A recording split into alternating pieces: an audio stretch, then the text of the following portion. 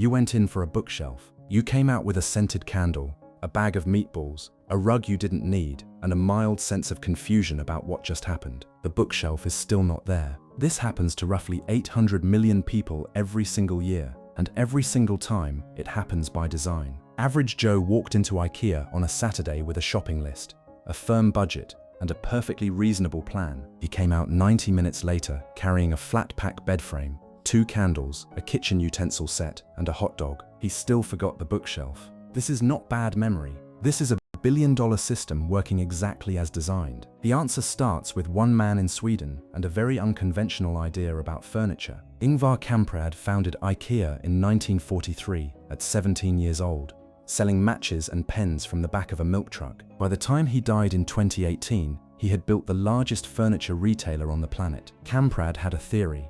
If you let customers walk directly to what they came for and leave immediately, you lose. Not because they steal anything, because they never see anything else. So he built a maze instead. Every store follows the same one-way path, winding through every department before letting you anywhere near the checkout. There are no straight lines inside. There are no shortcuts that are easy to find. Retail designers call this the forced path. IKEA calls it their store concept. Customers call it getting lost. But getting lost doesn't just delay you, it changes what you buy. In the 1970s, an architect named Victor Gruen noticed something strange while designing shopping malls. When shoppers entered a large, stimulating retail environment, something happened to their brain. Their sense of purpose faded. Their shopping list started to feel less important. Their eyes drifted toward whatever was nearby, instead of whatever they came for. Psychologists call this the Gruen Transfer, and the entire store layout is engineered to trigger it within the first few minutes. The moment you walk in, the designers want your brain to shift from mission mode to exploration mode. In mission mode, you find the bookshelf, pay for it, and leave. In exploration mode, you wander, you notice, and you imagine. You sit in a chair you were not planning to buy. You hold a kitchen gadget and suddenly start imagining a version of your life where you cook more often. This is precisely what the store was designed to do, but the maze is only the first layer. The second layer is the showroom. Most furniture stores show you furniture. IKEA shows you an entire life. Every room display is a fully staged living space, complete with fake books, fake food, and fake plants. When you sit on a display sofa inside a realistic-looking living room, your brain stops evaluating the sofa as a product. It starts imagining that sofa in your own home. Psychologists call this mental simulation, and it is one of the most powerful purchase triggers known to consumer researchers. You are no longer comparing a sofa.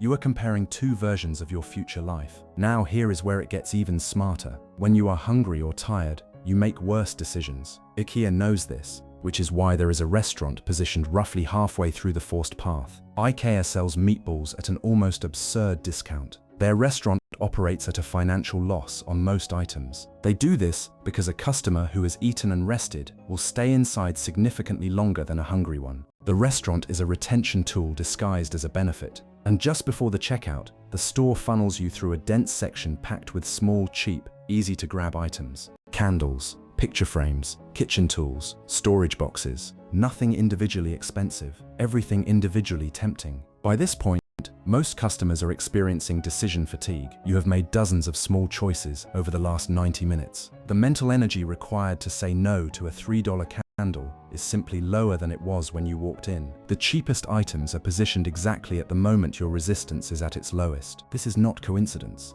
This is architecture working as psychology. There is one final piece of this system that almost nobody talks about: the IKEA effect. In 2011, researchers at Harvard showed something counterintuitive. People valued objects more highly when they assembled them themselves, even when the result was objectively worse than a professionally made version. The act of building something creates a sense of ownership that simply buying something does not. The frustration of the flat pack assembly is, in a strange way, the product. So here is the full system mapped from beginning to end. A cheap hot dog gets you through the door. The forced path walks you past thousands of products you never planned to see. The Gruen Transfer switches your brain from purpose to curiosity within minutes. The room displays replace product evaluation with life simulation. The restaurant refuels you so you stay longer and spend more. The cheap marketplace items hit you exactly when your resistance is lowest, and the flat pack assembly makes you value what you bought so much that you come back and do it all again. Every step is a system. Every system was designed. IKEA is often described as a furniture store. It is more accurately described as a carefully engineered experience that happens to sell furniture at the end. The maze is not a flaw in the design. The maze is the design. The next time you find yourself holding something you definitely did not come for, wondering how you got there, just remember, you were not lost. You were guided.